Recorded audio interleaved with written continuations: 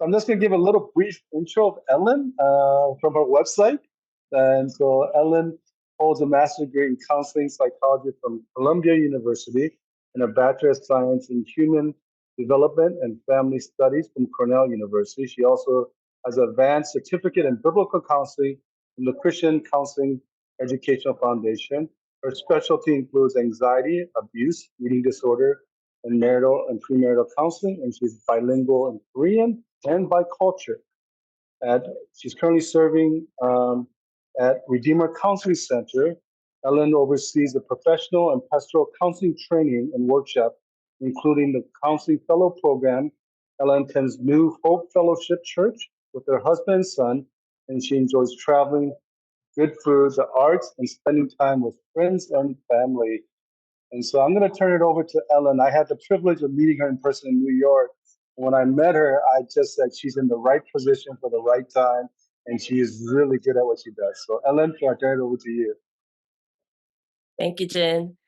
Thank you guys for having me. It's a pleasure to be here. So like Jen said, my name is Ellen Lee. I am a licensed mental health counselor, and I am the director of equipping at Redeemer Counseling Services in New York City.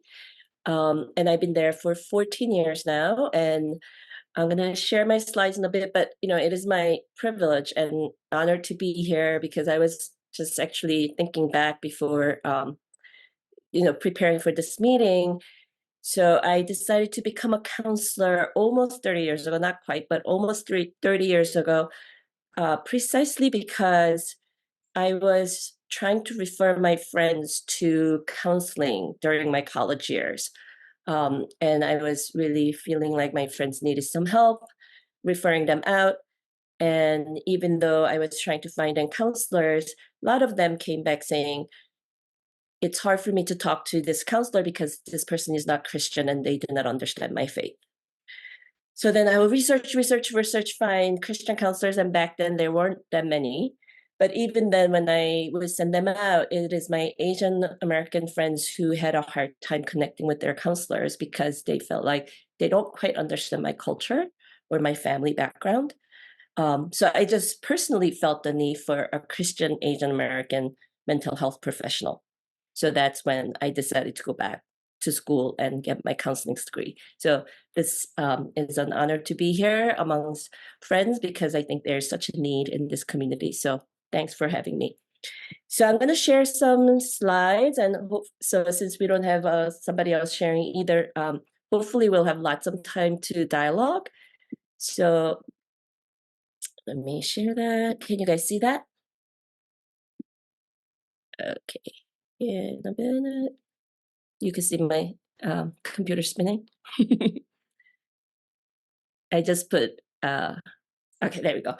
So I do work for Redeemer Counseling Services, and this is our vision. It is to heal and transform lives as we set the standard in connecting the gospel and clinical excellence.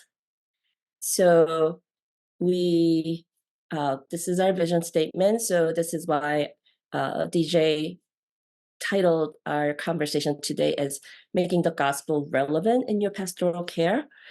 So we believe in bringing the gospel, and we believe that God's grace changes everything, but that God uses us as instruments of that change and an instrument of that gospel as we grow in wisdom of knowing people well and bringing clinical best practices into working with people. So that's what we are hoping to do.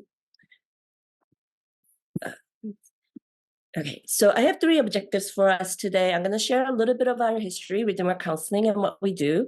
And then I'm going to share with you an approach that we have developed at Redeemer Counseling Services called Gospel-Centered Integrative Framework for Therapy. So that's a mouthful, Gospel-Centered Integrative Framework for Therapy. So we just call it GIFT. So I'm going to share with you some of the main themes of that and why we developed that. And then I'm going to share with you some training opportunities. So first, our story about Redeeming Counseling. So we started in 1990 actually as a extension of pastoral care of Redeemer Presbyterian Church that was founded by late Dr. Timothy Keller.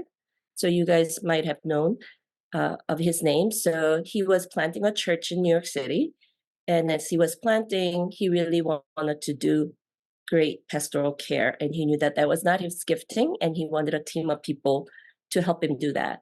So it really started as a pastoral care extension of the church. And that's kind of how we existed for first 10 years.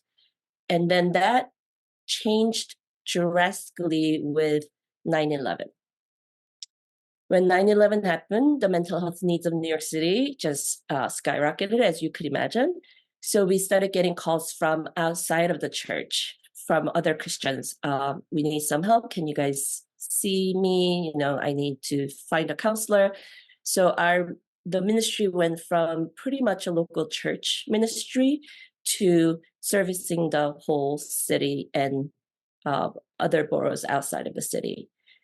So we became more of a service for New York and New Jersey area, tri-state area, and we started seeing clients more and more from other places.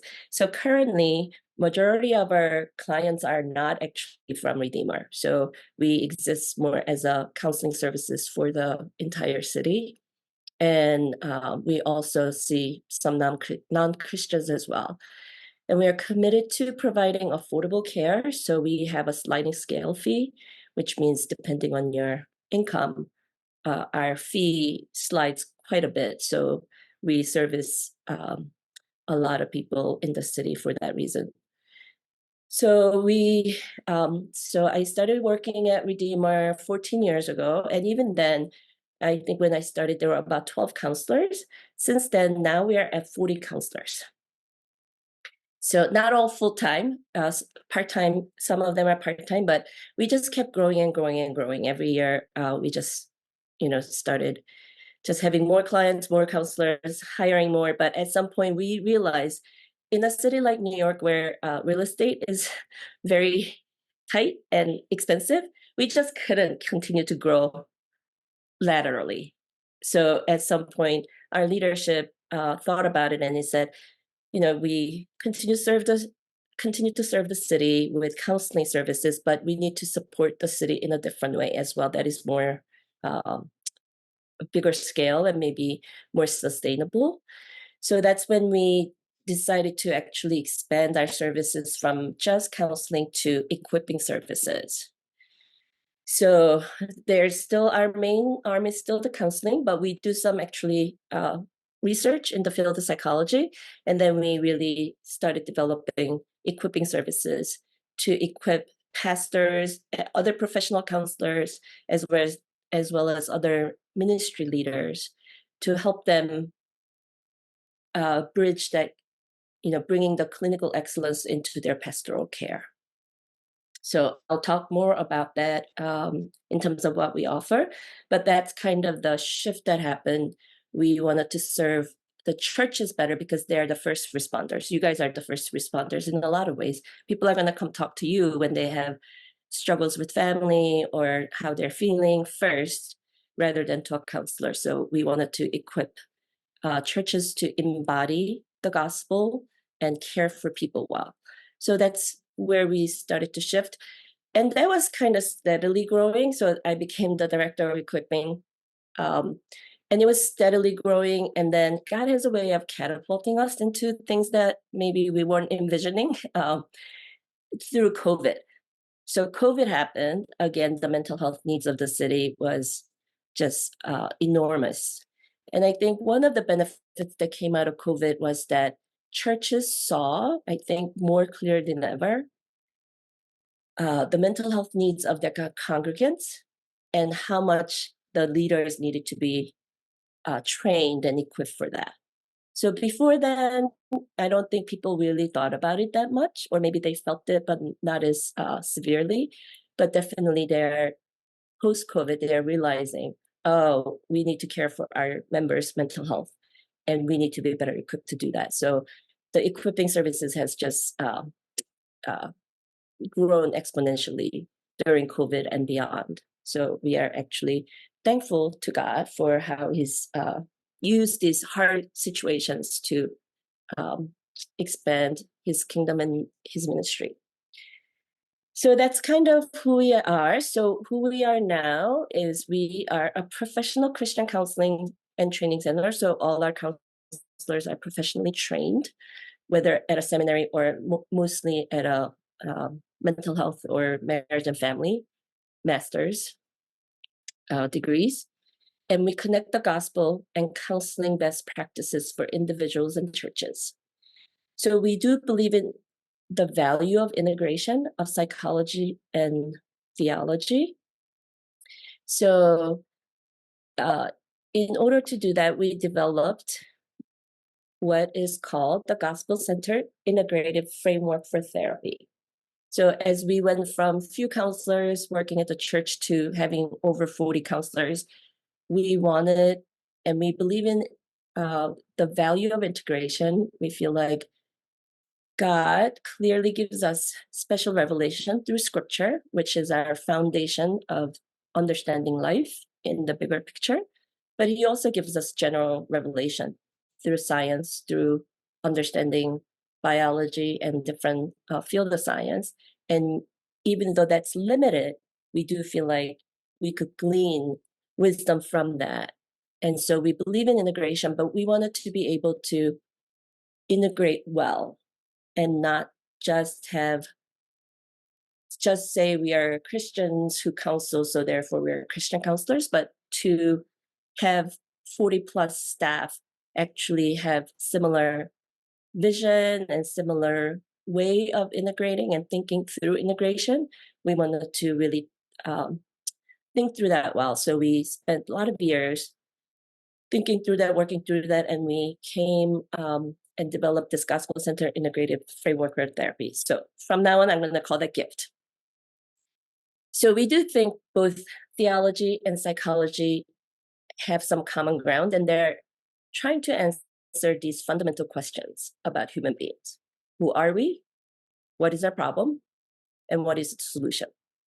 And depending on your counseling methodology, some of those answers may be a little different, but these are the questions that we are trying to answer both theologically, and psychology tries to answer that, right? So we see that like this. Theology is like the big picture, the view of the forest. Psychology may be very helpful close-up look at a particular tree. So psychology may have lots to show us about how our brains work, or how our mind or cognitive behavioral functioning works, or our emotions, different aspects of human beings. And there are lots to learn from that, but they are limited in scope and ultimately doesn't answer ultimate questions about humanity, our identity, and our destination, and things like that. So to get the bigger picture, theology has to help us do that. So let's look a little bit at how we think about that. So who are we? So if we try to answer that, and in a lot of ways, as neuroscience has developed, we are finding that more and more they actually align what theology has to say and what neuroscience shows us. So that's actually been very encouraging. But who are we? So scripture tells us, and most of you are very familiar with scripture and the gospel, so I'm not going to spend a lot of time, but just as a reminder in terms of what we're talking about.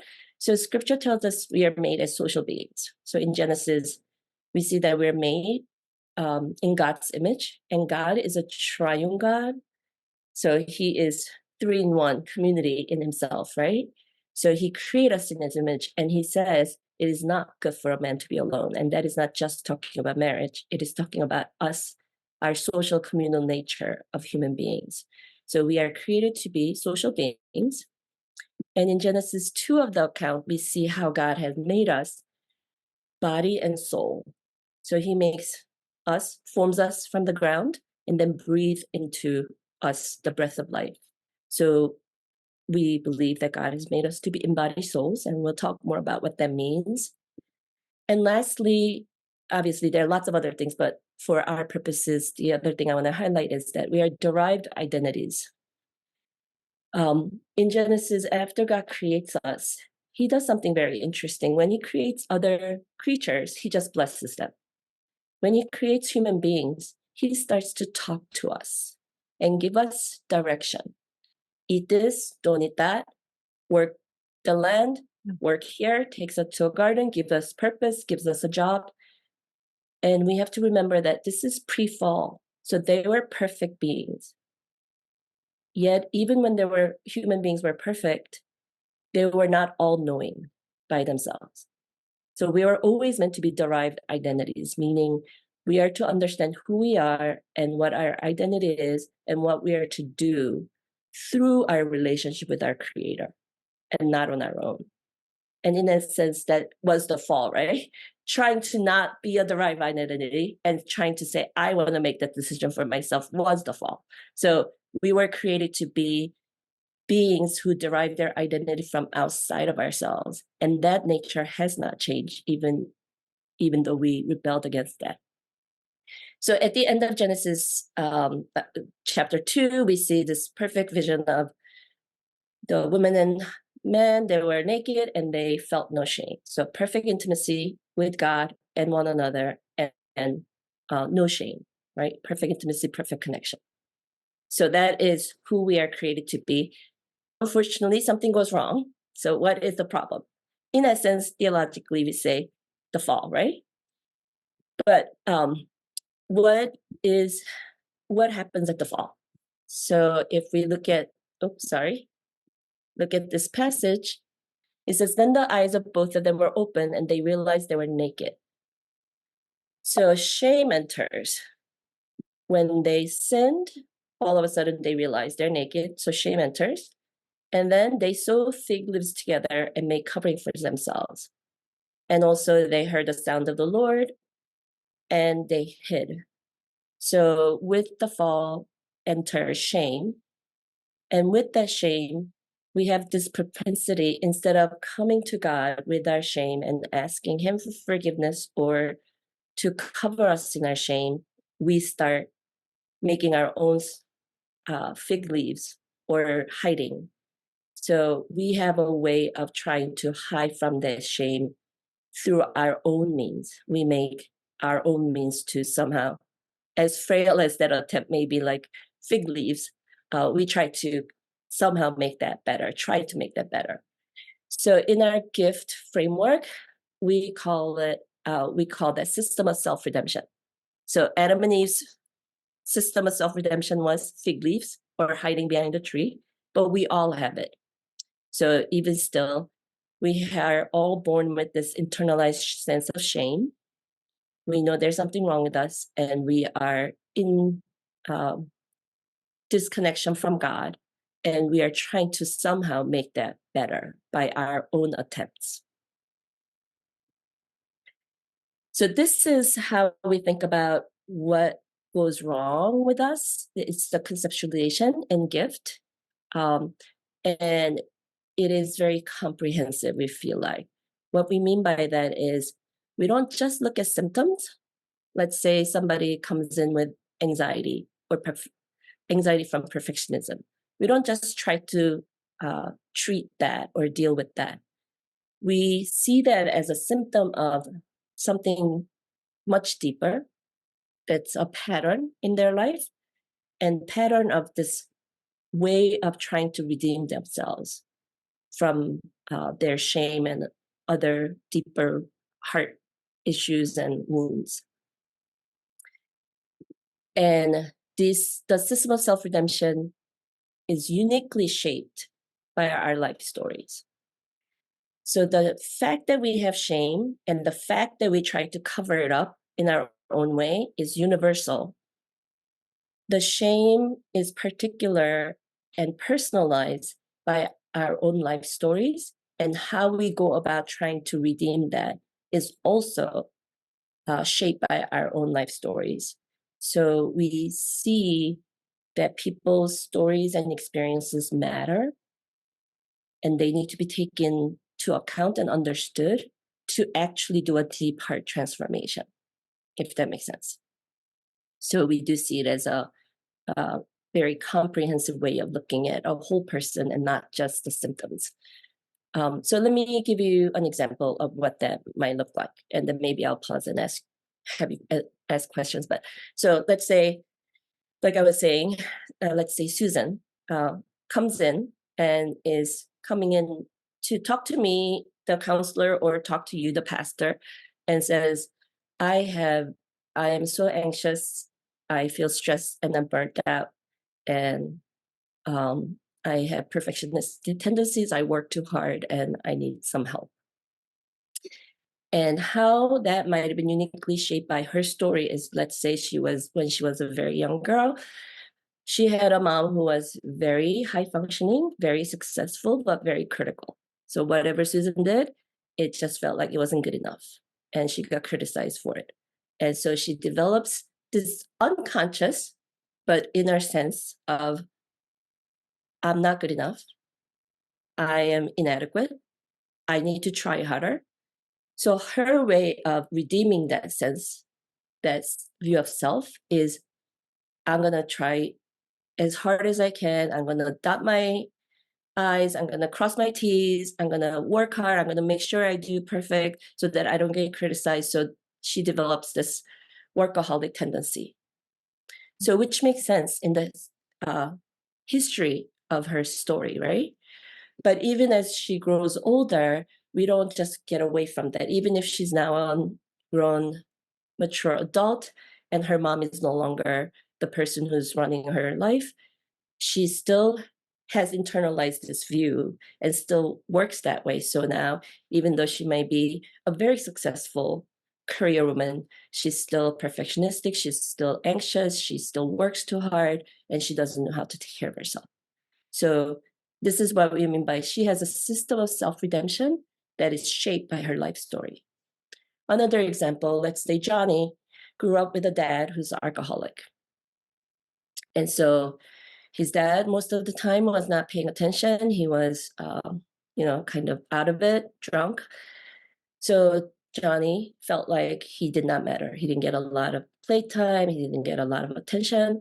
But if he messed up and made some noise or got into trouble, broke a glass or whatever, then his dad would lash out in anger out of his drunkenness. So Johnny developed a sense internally, unconsciously, of, oh, I don't matter, I'm not important, and to have life go well, you got to be invisible, small, invisible, quiet. So that's how he develops his life story, and that's how he's trying to redeem himself, right? To make this life work, the strategy is I got to be quiet, I got to be small, I got to not matter. Which again makes sense in his life story. But as he grows older and he's out of that household and now he's an adult, he's married, he has kids, but that strategy doesn't leave him because it's unconsciously built into his body. So now he's married, but how he functions is being passive, small, and not showing up. So his wife is upset that he doesn't speak up. He doesn't show up to things. Or if he shows up, he is quiet and doesn't really chime in or contributes to life. So what once worked as his coping mechanism now becomes part of his current symptom or difficulties.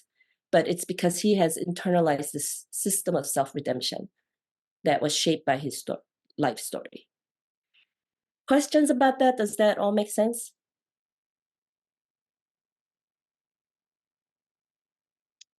If there are no questions right now, I'll go on and then you guys could ask later. So you would hope that, we have this system of self-redemption that's unconscious. Maybe some of it is conscious, a lot of it is unconscious, but, once you get to know the Lord, become a Christian, voila, we believe in God and all is well. Unfortunately, I'm going to suggest to you it doesn't work that way. So sometimes Christians tend to think, depending on your theology, depending on your church background, sometimes Christians tend to think of human beings as disembodied spirits, right? We're spiritual beings.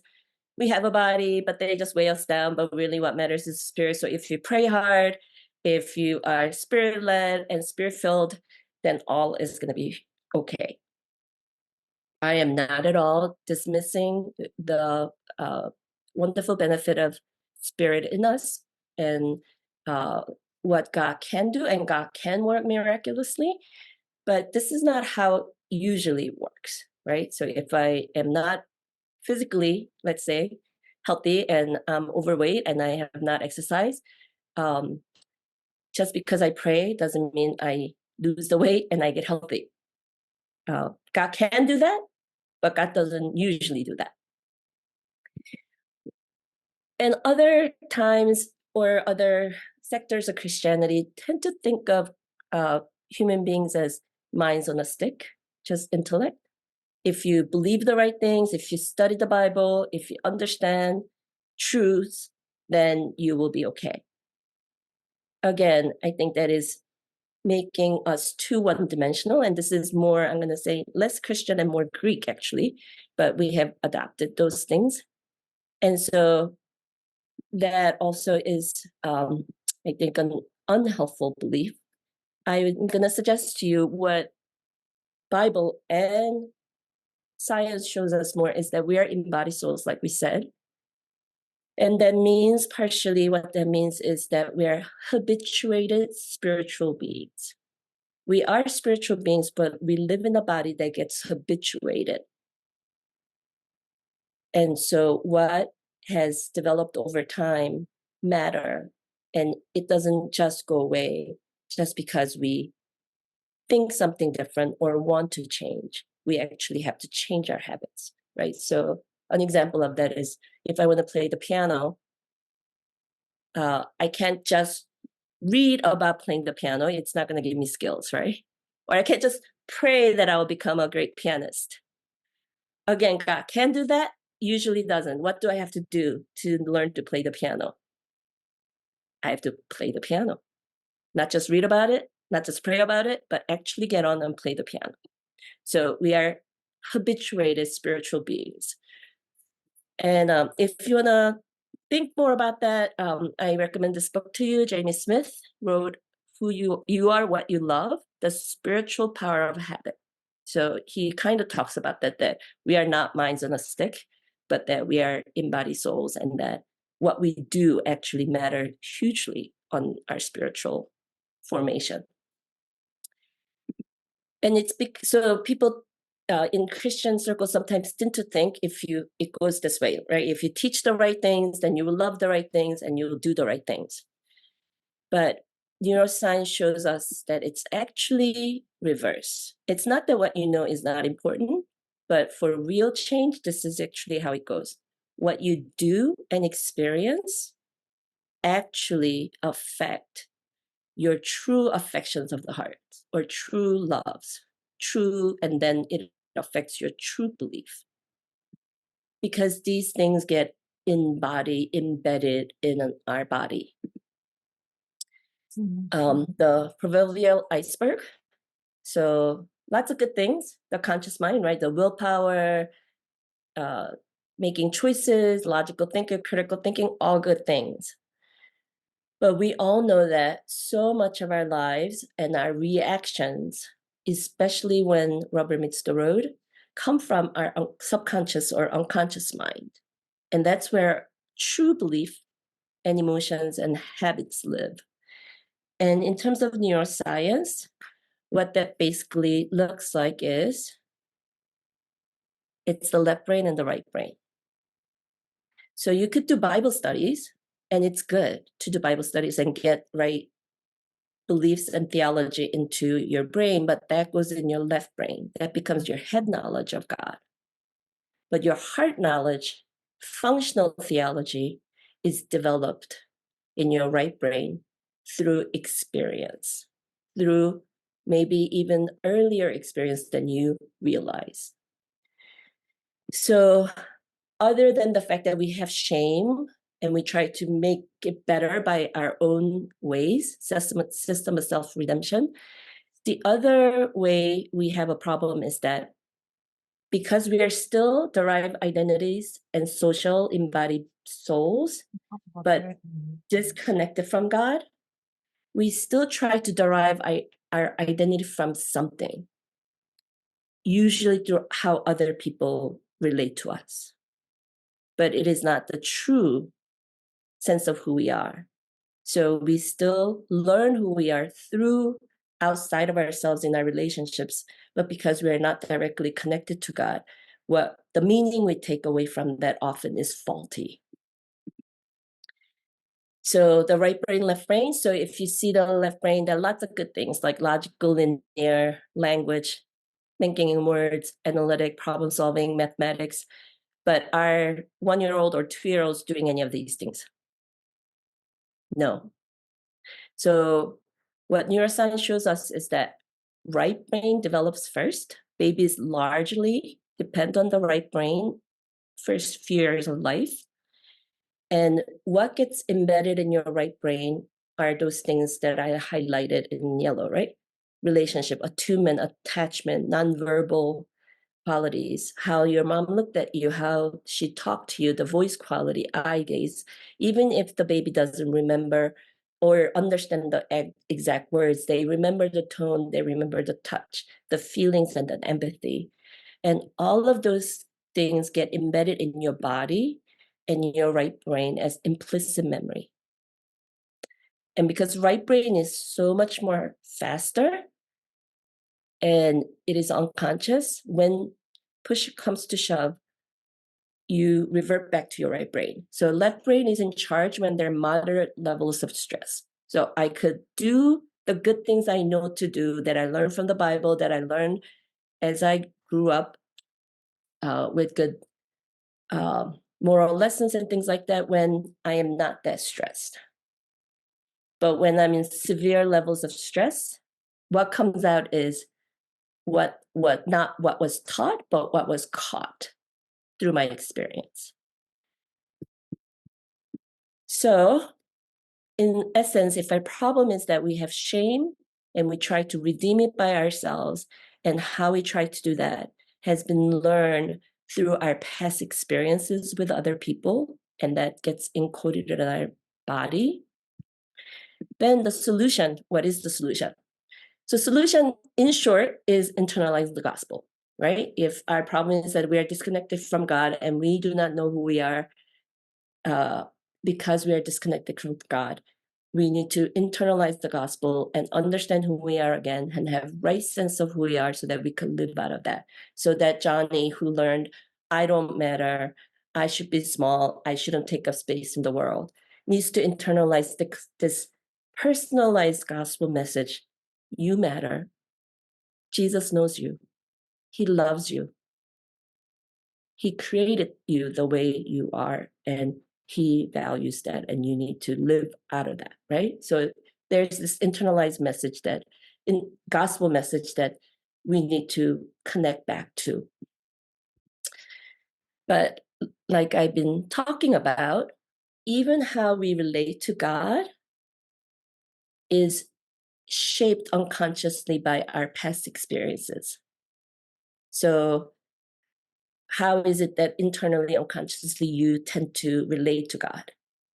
Is it this compassionate, loving father, or is it critical, mean? And if I were Susan and I grew up with this critical, high standard mom, how I tend to relate to God is that way as well. So it's hard to internalize the gospel, even though that is the solution, because how we relate to others and perceive God resembles how we perceive others in our lives. So we need to marry this disconnect between the head and the heart. And if how we learn to relate to the world happen through experiences, how you rewire that also need to happen through experiences. So it is not just knowing the right things, but actually experiencing something. So we call that corrective relational experiences. So how we actually internalize the gospel of how God really truly sees me, who I am, so that I can live out of that new identity is by experiencing corrective relational experiences. So the problem is system of self-redemption. The solution is internalizing the gospel that we need. But how we do that is experience with God and others. And that's what we try to do at Redeemer Counseling. So part of that is first how we show up as helpers. So whether as a pastor, a friend, ministry leader, counselor, I need to embody the gospel so that they could feel it and experience it through me. So Johnny could show up in my office and see that he matters to me and what he has to say is valued. Not just cognitively know that, but experience that. So that's what we are trying to help us and other caregivers, ministry leaders, and pastors learn how to do well embody the gospel so that people could sense it in their experience. And we also help people experience that with God directly using their imagination. So how we work with them is very experiential. So we want them to think of ways and come up with ways that they could experience this gospel as opposed to just read it on a piece of paper. I'll give you one example, and I'm actually done with that. This is non-counseling related, but how many of you read a textbook that talked about Holocaust, right? I read it in high school, about the facts of the Holocaust, that it happened, all of that. Did I feel bad about it? Of course. Did I shed a tear? Not really. So that's my left brain reading history facts books and learning about it, but it doesn't really affect my soul. And then I go and watch, I'm dating myself now, but a movie like Life is Beautiful or Schindler's List, right? 2 hours of my life. When I watched that movie, I was a mess. I couldn't actually get up from the seat for 10 minutes after because I was bawling my eyes out. And it moved my heart. And I wanted to do something about that. And it made me love justice more. So that's the difference between left brain facts and experiential things, movies. So we want to help people make movies out of the truth of the gospel so that it could affect their soul and affect their heart and actually help them actually feel differently with God. So that is how we try to work with people in the gift. So all of that is kind of a very quick summary of how major tenets of gift and how we think about people and change. And if you want to learn more about that, our director, Judy Cha, has recently put out a book called Who You Are. It's Internalize the Gospel to Find Your True Identity. So you could read it for yourself. You could read it as you minister to other people. So that's one thing that you could take a deeper look at. And then other ways that you could get involved. Some of the things that I'm going to share with you, it will be on a QR code at the end, and it will have all the links to that. So you could just listen, and then I'll have the QR code, and I'll also chat you the link to the PDF. But other ways other than reading the book, we do put out, as part of the equipping work, we do put out a monthly counseling toolkit newsletter that you could subscribe to, and it comes every month, and it gives you some tips on how to work with different types of people that you're working with, or how to love people well, or how to ask good questions, how to help people through infertility, different topics. So that comes to you every month. And if you go on our website, we have all the toolkits from last several years sorted by topic. The other exciting thing is, so we have fellows program, and we had it since 2018. So it's a 9-month training, intensive training for pastors and ministry leaders that we provide. So it's for 9 months, bi-weekly, 2.5 hours each time. And we give you homework ahead of time. You come and we talk through different mental health topics or skills. And the time is actually spent more doing actual discussions and role plays and skills and things like that. But we started this program in 2018. and to really help our pastors and ministry leaders feel more equipped, because most of them, when we asked them, when we were developing equipping services, what do you need from us? How can we support you? And they said, we didn't get enough training in pastoral counseling in seminary, but we can all go back to school. Can you guys help us get more trained? So this is what we came up with. And during COVID, this is actually a picture of an online cohort that we did during COVID. So during COVID, we had to pivot. We started in person, and then during COVID years, 2 years, we did it online. And when COVID was over, we went back into in person, but there has been people continually asking because people out of state cannot attend. So this year, for the first time since COVID, we are actually offering two cohorts. One is in person for New York City folks, and then there's going to be an online one for out of staters.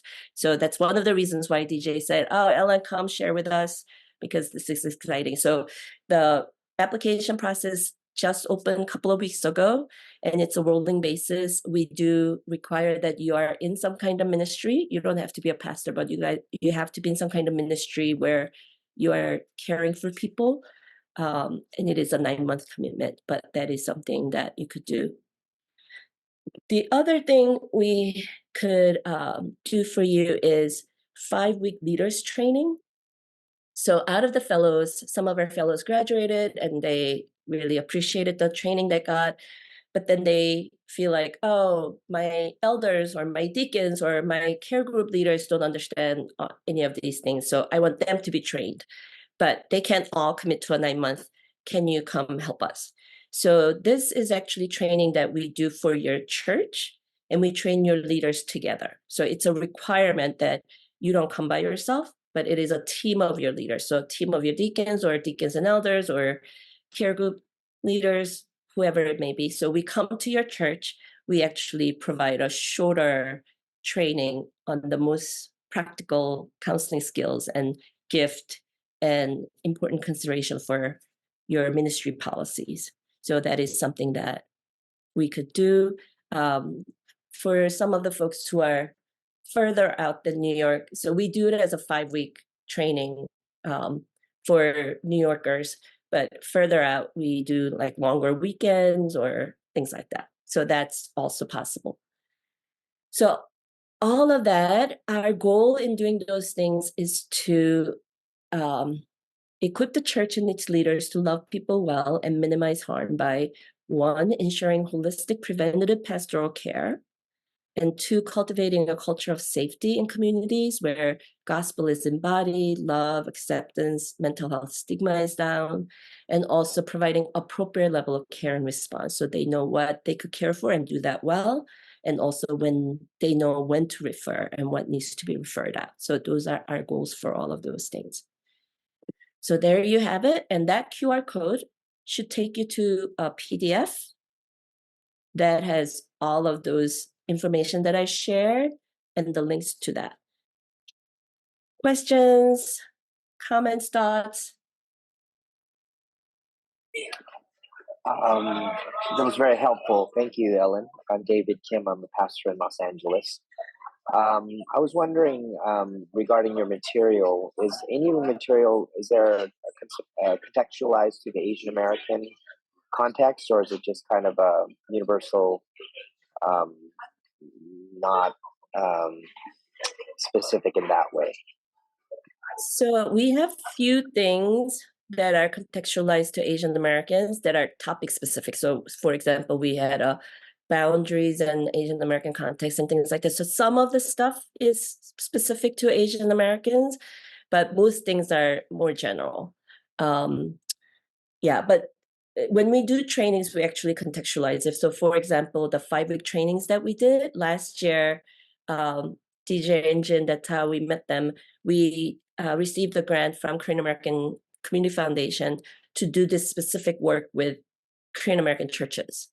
So last year, all of our 5-week trainings were done with Korean American churches. So when we go in and do that, we contextualize to that culture. And yeah, so we do that. When another exciting news is, so I think it's Chinese, OCM. I forget exactly what it stands for, but they provide Christian resources for Chinese-speaking Christians all over the world, and they love Judy's book. They love our material, so they just they offered, and we just finished the contract with them. They're going to be translating all of our toolkits into Chinese in the next few years. So we will soon have a website on our link to our website that will have the all of the toolkits in Chinese. They're going to start with maybe like 4 to 8 toolkits this year, but every year they're going to do that. And their goal is to actually translate 100% of our toolkits and maybe even Judy's book. They offer to do that at their own cost. So it is a great ministry they're providing for Christian community out there. Thank you first so much for your time and presentation. I know this is probably just taking time out of your busy schedule. I'm an intern at First Chinese Baptist Church in Dallas, and in my context, I've observed that when people have emotional or mental struggles, they don't even go to their pastor typically, at least the younger people. They're pretty comfortable just going to a counselor or their community group. So do you think that this material can be used to train the church as a whole?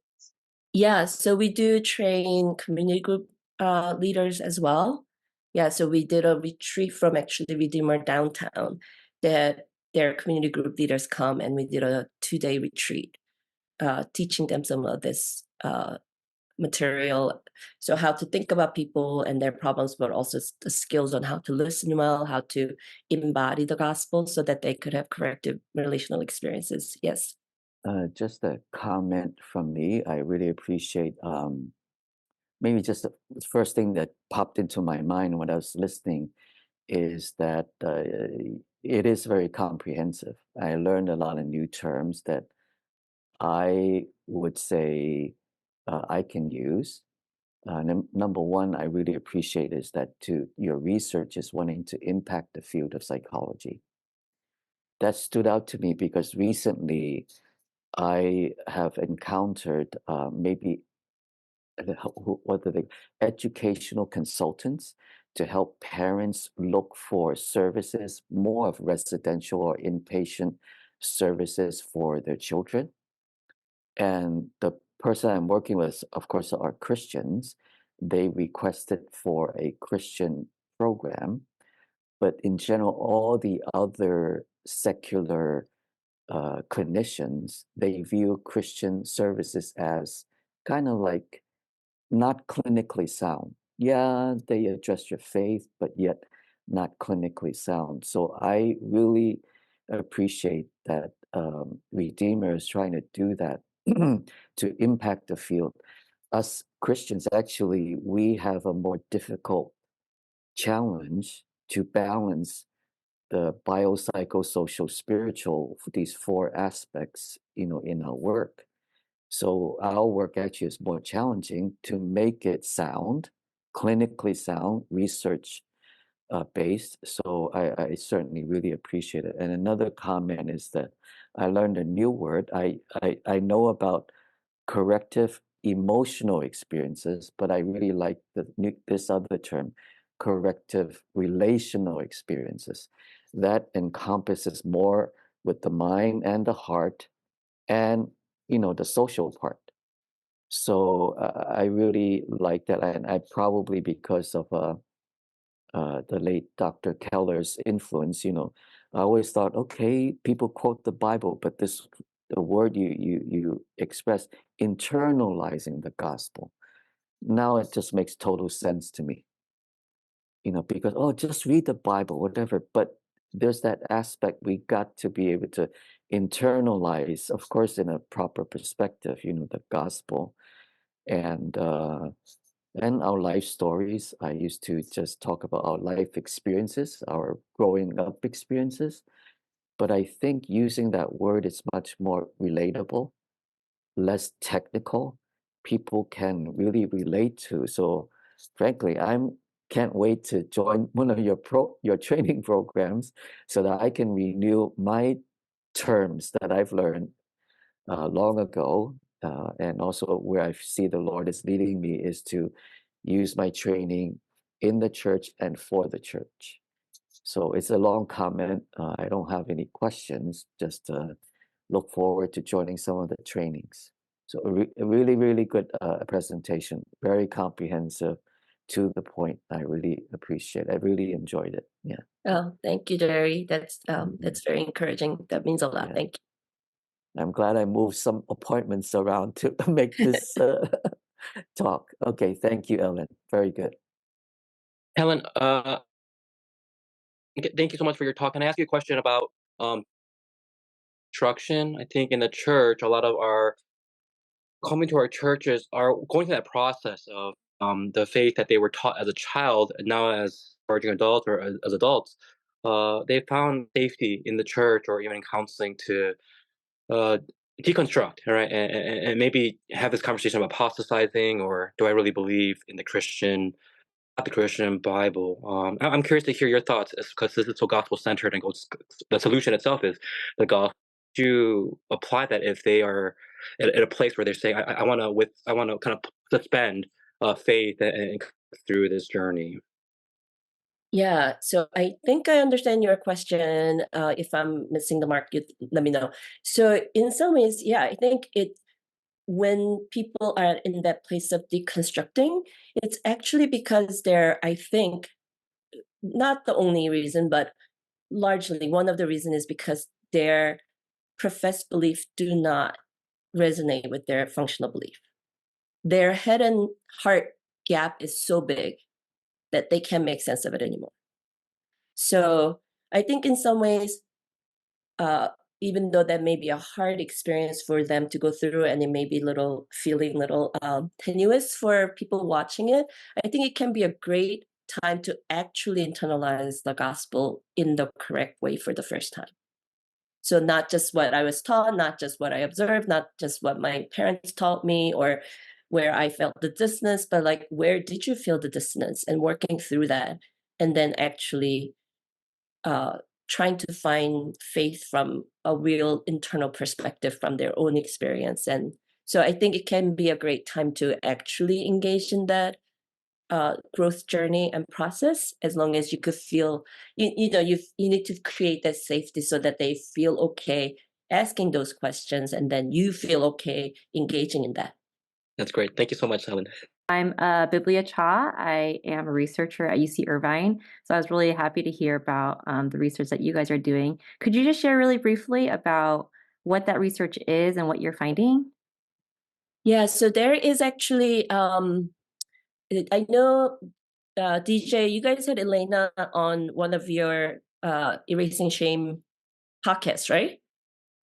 Yeah, so if you go to DJ's website, so we did, Elena used to be one of our counselors, so we did a joint research with them. So it was actually a qualitative research looking at using gift and seeing, we want to eventually be an evidence-based approach.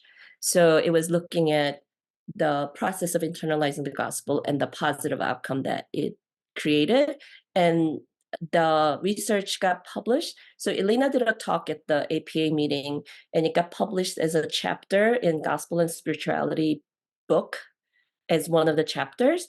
But I do not actually know the book title offhand, but I believe DJ probably has that information on his website. Great, thank you. We want to honor the time. It's 4:00, but we're going to make a couple announcements, and then Ellen is going to stay, and you're welcome to stay longer just to more dialogue. So we're so grateful, Ellen, for just your presentation. It's really stimulating and got me thinking a lot about maybe I should go back to counseling and get a degree. Thank you so much, really. So a couple of things that are coming down the pipeline in May, particularly, is May is Asian American Mental Health Month. So our organization, with the collaborative of MSG and many others, is hosting 5 Asian parental talks on Wednesday from 8 to 9, because we realize not only are the pastors the frontliners, but also parents are the frontliners of dealing with mental health with their kids, and they just need to be equipped. And so we have several speakers. Dr. Josephine Kim, Russell Jung.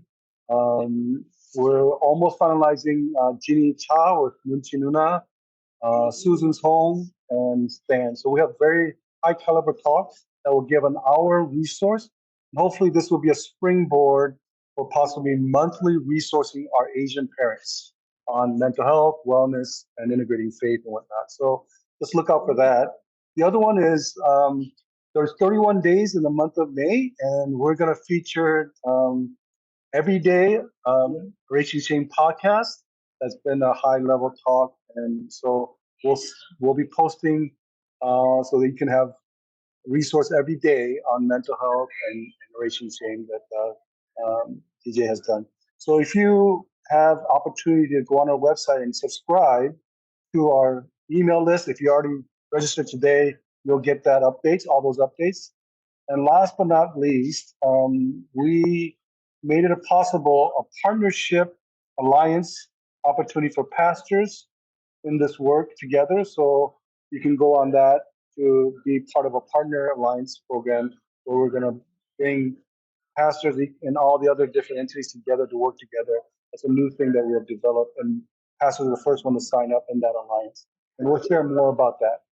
So with that, I'll conclude